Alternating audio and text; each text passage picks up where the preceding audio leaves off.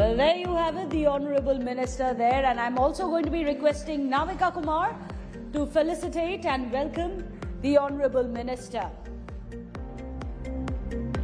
A bigger round of applause, surely we can do that.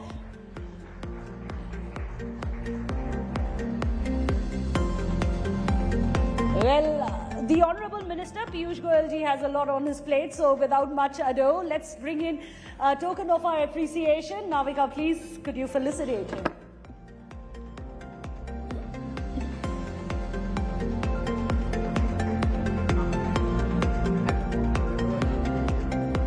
I'll hand it over to you now.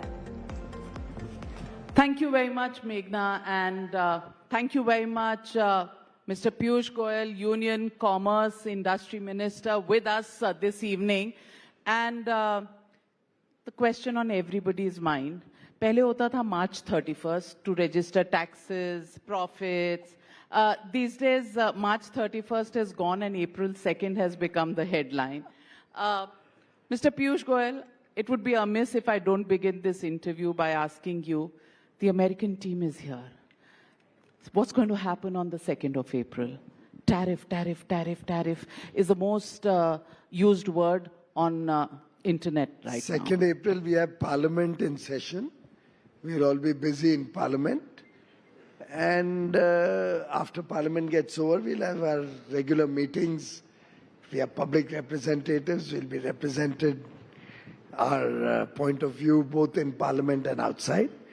And making sure that Viksit Bharat is a reality and working towards our mission, our collective goal, protecting India's interests and working to make every citizen's life better and better in the years to come. But as I said, and I'm not joking when I say that tariff is the most often used word on internet, is there something that would worry you at this stage on the eve of the deadline that has been given by the American president? I don't... or should I just ask you, कि सब control में है? Well, I think trade negotiations are going on for a bilateral trade agreement. It's a matter that's known to everybody ever since we saw the joint press conference with President Trump and Prime Minister Modi both announcing the beginning or the start of negotiations to be concluded by fall 2025 for a mutually beneficial, balanced bilateral trade agreement. And the discussions are ongoing. They're progressing well and will be for the good of both the United States and India. I am in regular and constant dialogue with industry from every section of industry, from different organizations related to agriculture exports, different organizations related to engineering, electronic, textiles. Various interest groups are in regular dialogue with the government, and all are very excited about a potential bilateral trade agreement with the United States. This is when a minister uses a lot of words and says nothing in the answer that he gives, it's very clear that you're not in a mood to give out the details of the negotiations. And I get your point, and I get where you're coming from, Mr. Piyush Goyal. So let me ask you, the theme of the Times Now Summit this year, as we enter our 20th year, is keeping Bharat ahead. And that's an agenda that the Prime Minister and the entire team has been working on. I want to ask you, what's the blueprint for keeping Bharat ahead, and how do you look at that blueprint and convert it into action and reality? To make India a developed nation, Viksit Bharat, by 2047, we are targeting that the Indian GDP, our economy size, should grow by about 8 times by 2047. We are at about $4 trillion now. Our expectation is that by 2047, India will be a $35 trillion economy. Estimates peg it at about $32 trillion. In order to achieve that, there were three important pillars on which Prime Minister Narendra Modi over the last 11 years has dedicated his entire day and night, his 24-hour effort. One was to strengthen the macroeconomic condition of India. Every fundamental of the economy has been strengthened in the last 11 years.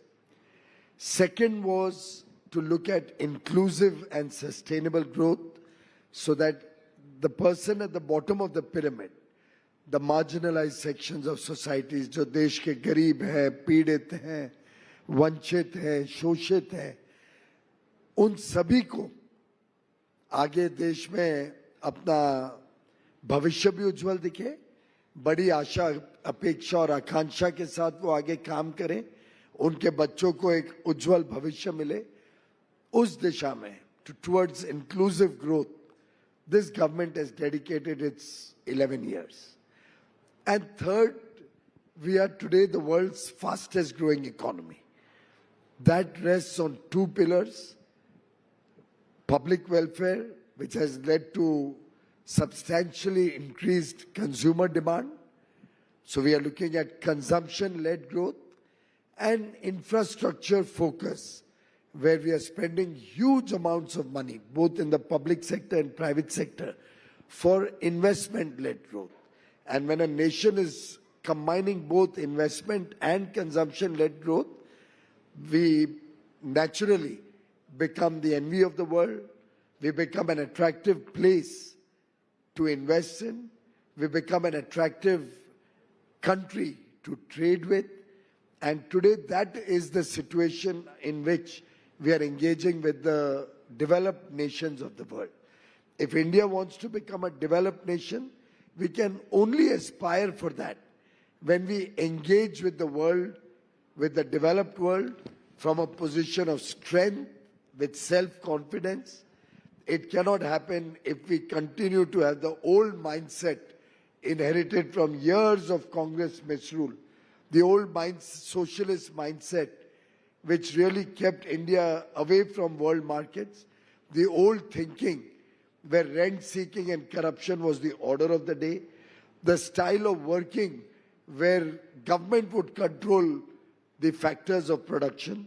I think Prime Minister Modi has truly developed the Indian mindset, whether it's the Make in India program, whether it's Atmanirbhar Bharat program, whether it's the Startup India vision, whether it's promoting innovation, research and development, whether it's taking digital connectivity to the last man at the remotest corner of India, whether it's our effort to bring down logistics costs to PM Gati Shakti, and the massive growth in our infrastructure spending, all of these collectively is the recipe which is navigating the India growth story towards greater heights, and global trade will be also an integral part of our journey towards Viksit Bharat.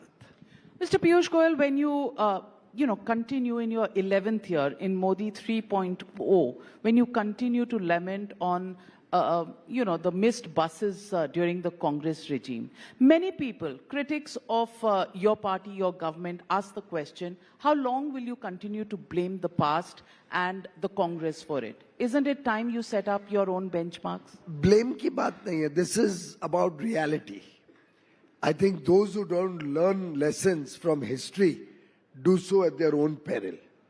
And it is important that, and particularly when we have a large section of the millennia population who does not remember, does not know much about what it was like before 2014, what it is like to have a government ridden with lakhs of crores of scandals tumbling out of the closet every month, what it is like to have a country which has reconciled itself to a nominal 4-5% Hindu rate of growth, what it is like to have double-digit inflation for years on end, what it is like to live in a country where your fundamental rights and freedoms are snatched away. I'm talking about the emergency. Now, all of these are lessons of history which is important for the next generation also to learn from. Just today in Parliament, there was a bill that we had, that Honorable Home Minister had introduced, in which the DMK from Tamil Nadu raised a point about certain provisions of the law and said you are not taking care of the Tamil people who have come and taken shelter in India, Tamil Sharnarthis. The Honorable Home Minister said, but I have not changed the law at all from what prevailed when you were in government 10 years ago, 11 years ago. That same provision continues today. And we thought you were in government, you must have protected the interests of the Tamil people. To which Honorable Member of Parliament, former Union Minister, Mr. T.R. Balu says, if that was wrong, you could have corrected it. So Honorable Home Minister very rightly said, thank God at least you now realize how wrong all your policies and all your laws were. And give us a proposal. Then he also pointed out, you've met me so many times. You've never once raised the issue of Tamil Sharnarthis or Tamil refugees in India. Suddenly what has happened to you? And even now if you have a proposal, come and meet me. We'll work it out. We'll see what needs to be done. History is very important. We have to learn lessons from history. And any nation that does not respect and recognize these lessons of history can never ever prosper, will always be doomed to suffer. And therefore, it's very important that we always keep reminding people about the historical wrongs. You just reminded our audiences about emergency between 1975 and 77. The opposition... My mother was in jail during the emergency also. The opposition says there's an undeclared emergency even today. Rahul Gandhi says as leader of opposition, he has no voice. He doesn't get permission to speak. Now, is that not emergency, he asks? Well, I'm sure the very erudite audience of Times Now will appreciate that House has to run under certain rules and procedures. Obviously, you cannot have a House where anybody and everybody will all the time keep disturbing the proceedings of the House. We respect the fact that the leader of the opposition has certain rights and privileges. But when a certain particular item of business is going on, every time if the leader of the opposition would disrupt the proceedings of the House, then obviously Speaker will have to take a stand sometime at least. By and large, I think the very fact that he is in a position to speak his mind, outside Parliament, not inside. No, even inside the House. Haven't you heard of all the gaps that he has made inside the House? All the ridiculous statements that have been made inside the House. हमारे लिए तो it suits us. The more he speaks is music to our ears. He is our best campaigner. So हमारी तरफ से कोई रोक नहीं है. जितना बोले उनको स्वागत है. हम तो चाहते हैं वो और बात करें. In the House, outside the House, Oxford university में जाके जिधर जाके बोलना है उनको बोले. बट दुर्भाग्य ये है कि देश को बड़ा नुकसान होता है उससे. Mr. Piyush Goyal, let me also ask you about freedom of speech. You said after the emergency, people should know that freedom of speech is a very important right. What happens to the freedom of speech? And you come from Mumbai, so I'm asking you this question. What happens to the freedom of speech of a stand-up comedian if he takes political potshots at individuals? Well, I think taking political potshots and alleging things like a traitor to a constitutional authority are two different things.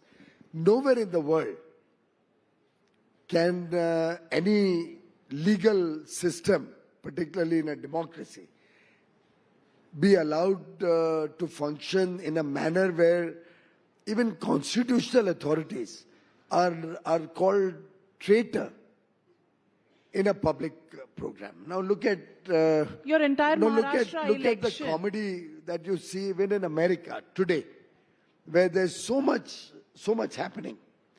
Even I watch so many shows, even in the United States of America. People may take pot shots, and in India, you take pot shots on us all the time. But I don't think calling a high constitutional authority a traitor falls within the freedom of expression and speech. I'm sure you are. Your entire Maharashtra campaign from both sides was about Gaddari. You said to Uddhav Thackeray that he was a Gaddar who went out of the BJP alliance. Uddhav Thackeray called the Shiv Sena on your side as the Gaddar. It was The throughout the politics. Asli Shiv Sena, you mean?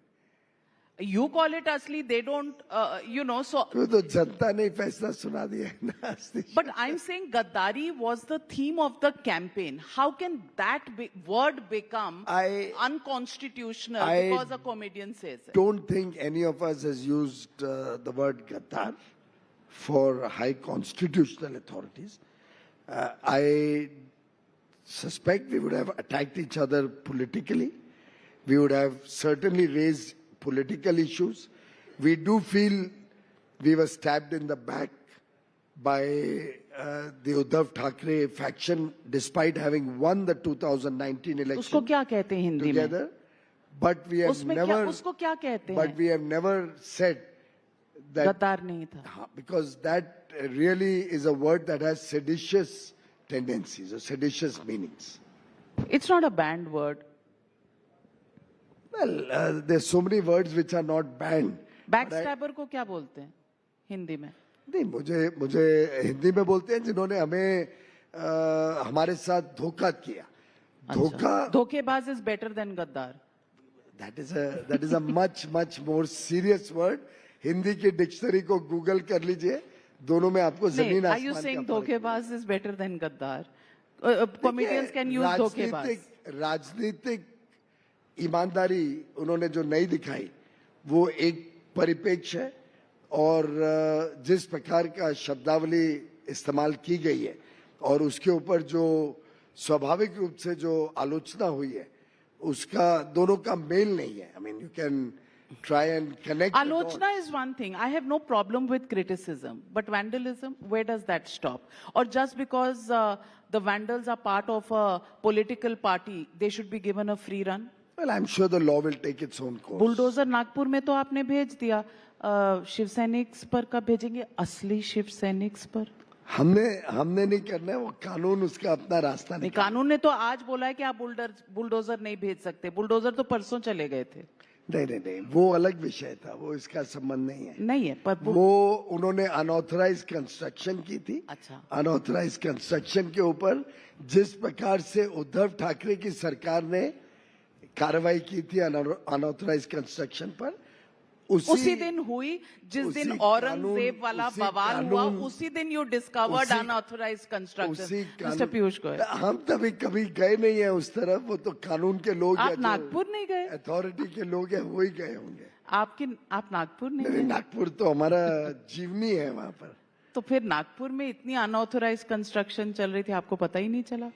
Unauthorised construction तो मेरे भी area में मलाड में एक MLA कर रहा है, उस पे भी हम अथॉरिटीज के साथ लगे हुए हैं. वहाँ पे अलायंस पार्टी से है कि ऑपोजिशन से? जिस भी पार्टी से है जो कर रहा है, मिस्टर असलम शेख, उसके एरिया में कार्रवाई तो करवा रहे बुलडोजर हैं. चलेगा. उसके एरिया में हम कार्रवाई करवा रहे हैं. हाँ, तो असलम शेख है तो बुलडोजर चलेगा. दिस इज व्हाई जो भी अनऑथराइज्ड कंस्ट्रक्शन करेगा उधर हम कार्रवाई. इसीलिए तो वो AIM, PLB और सारी पॉलिटिकल पार्टीज अब खड़ी हो गई हैं और कह रही हैं आप मुसलमानों को दबा रहे हैं, ये वक्फ रिफॉर्म्स जो आप कर रहे हैं. देखिए, पहली बात तो सब लोग के ध्यान में आए इसके लिए मैं बताऊं कि वक्फ और वक्फ बोर्ड दो अलग अलग चीजें हैं. Waqf board is only administering the various trust that people have made. जो ट्रस्ट कोई मुस्लिम व्यक्ति बनाता है फॉर हिज प्रॉपर्टीज, उसको वक्फ कहते हैं, वो ट्रस्ट है. और जो वक्फ बोर्ड है वो एक प्रकार से चैरिटी कमिश्नर का काम करता है. जो काम चैरिटी कमिश्नर करता है उसी प्रकार से वक्फ बोर्ड इन सब ट्रस्ट को एडमिनिस्टर करता है. तो मुझे लगता है ट्रस्ट की एडमिनिस्ट्रेशन में सुधार लाना, ये मांग मुस्लिम कम्युनिटी से ही उठी थी, क्योंकि कई लोगों की प्रॉपर्टी अनाप शनाप तरीके से लोगों ने कब्जा कर लिया था. 2013 के कानून में तो दिल्ली की कई सारी प्रॉपर्टीज को हड़पने के लिए इस्तेमाल किया गया था, वक्फ बोर्ड को मिसयूज किया गया था। और मैं समझता हूं कि एक प्रकार से बहुत राहत मिलेगी हजारों लोगों को जिनके साथ अन्याय हुआ है। और ये सिर्फ एडमिनिस्ट्रेशन है, इसमें कोई भी मुस्लिम व्यक्ति के ऊपर या मुस्लिम व्यक्ति के कारोबार में या उनके कामकाज में या उनके दिनचर्या में किसी भी प्रकार का दखल अंदाजी नहीं है। पर वक्फ बोर्ड का काम है, जो वक्फ बने हैं, जो ट्रस्ट बने हैं, वो ठीक से एडमिनिस्टर हो, उतना काम वक्फ बोर्ड करता है। So Waqf bill will be amended on one side and Saugate Modi will be sent on the other side. Will be sent? Saugate Modi, the Eid gift. नहीं, वो तो बड़े अच्छी खुशखबरी है कि ईद पे हमारे मुस्लिम भाई बहनों को, हमारे जो कार्यकर्ता है उन सबको हम ईदी भेज रहे हैं। तो सिर्फ कार्यकर्ताओं को तो नहीं है, वो कह रहे हैं कि गरीब मुस्लिम, होली पर तो कुछ नहीं भेजा आपने गरीब हिंदुओं को। चलिए अगले साल आपको होली पे, दिवाली आने वाली है, दिवाली पे भी रंग के त्योहार पे आपको रंग दिवाली भी आने वाली है, दिवाली की मिठाई। देखिए पर्सनली जहां तक मैंने अभी आपने दिया, मैंने आपको भी बताया कि मैं छोड़ के जाने वाला हूं, मैं कोई लेता नहीं हूं गिफ्ट। तो मेरे बारे में तो आपको मालूम है, neither do I give a gift nor do I accept any gift from anybody. वो हमने 13 साल पहले निर्णय ले लिया था, कोई लेना नहीं है किसी से, देना नहीं, ना लेना ना देना, ना लेना ना देना। और दिवाली का मतलब इसी में आपने रफा दफा कर दिया। इससे आपको भी हमको दिवाली पे भेजते नहीं है। नहीं, this is about the messaging, and I'm asking you about the messaging because social harmony has a very direct linkage with the development of a country, with the growth of the economy, and many people. You talk about the professional class. They say, in our society, there is too much of conversation on Hindu-Muslim. As the Commerce and Industry Minister, does this worry you, or is this a political compulsion? मुझे लगता है कि I personally think that there's a very small section of people who are making this narrative a centerpiece of attention. The country is peace-loving. I don't think anywhere in the country today there is any discord. The minorities in India are respected the most compared to any other part of the world. I think every minority in India gets respect. Every minority in India has equal opportunity.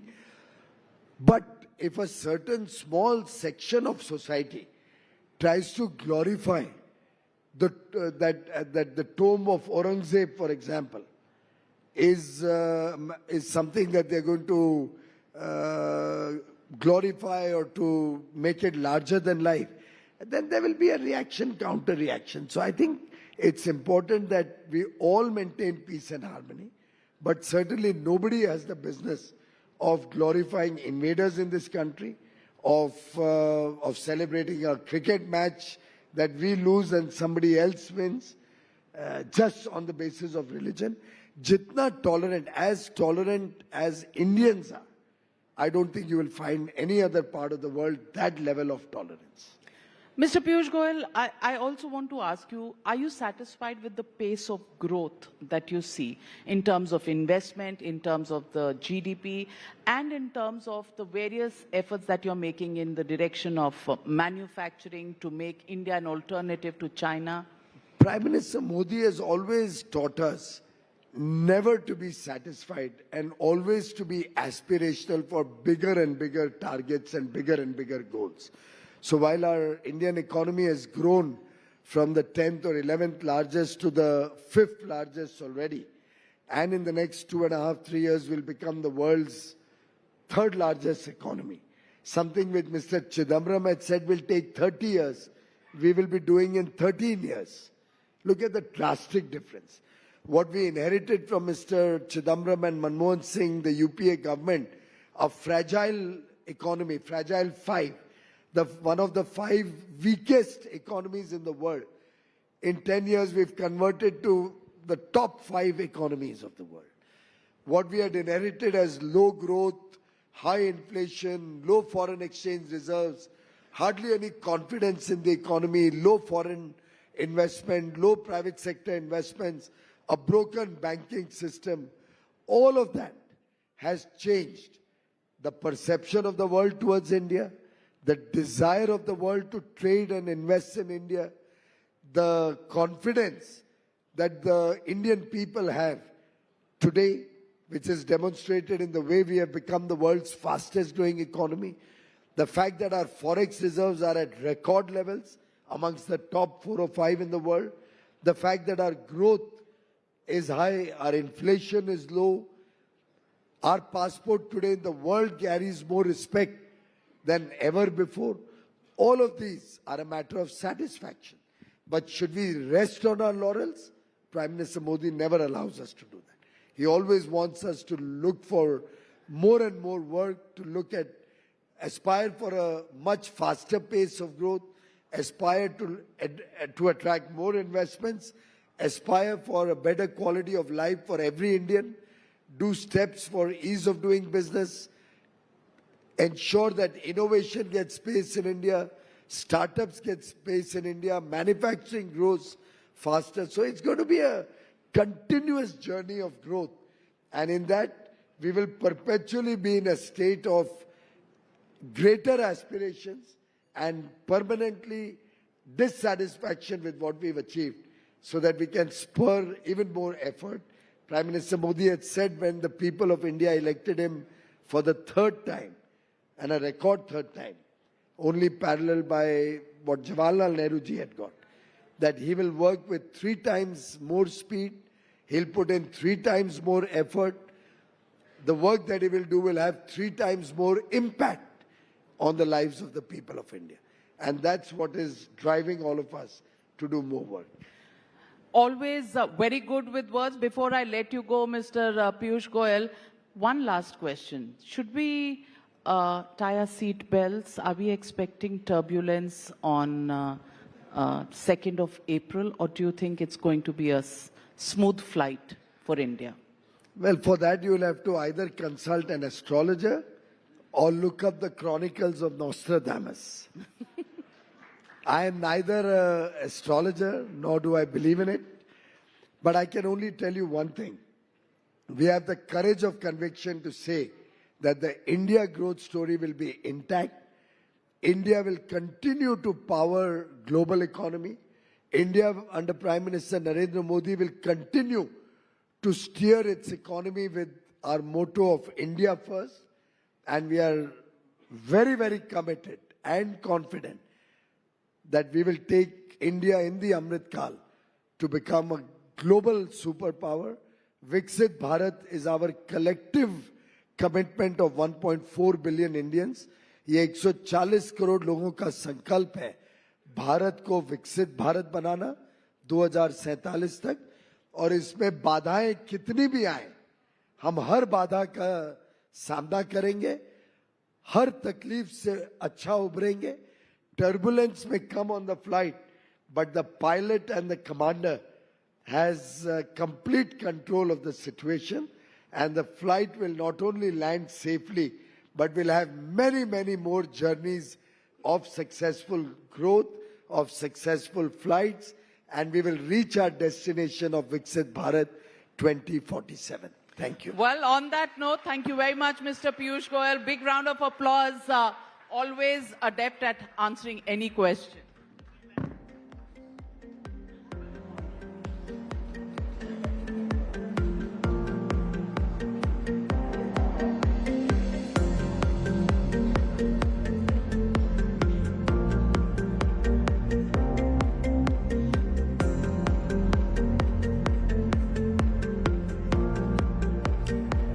Well, thank you so much, Honorable Minister, and thank you so much, Navika, as well. 2nd of April, the deadline's nearing, but already we have an assurance of a safe landing. Well, that's a close one that we are going to be watching right here on Times Now. After all, the summit's entire theme is keeping Bharat ahead.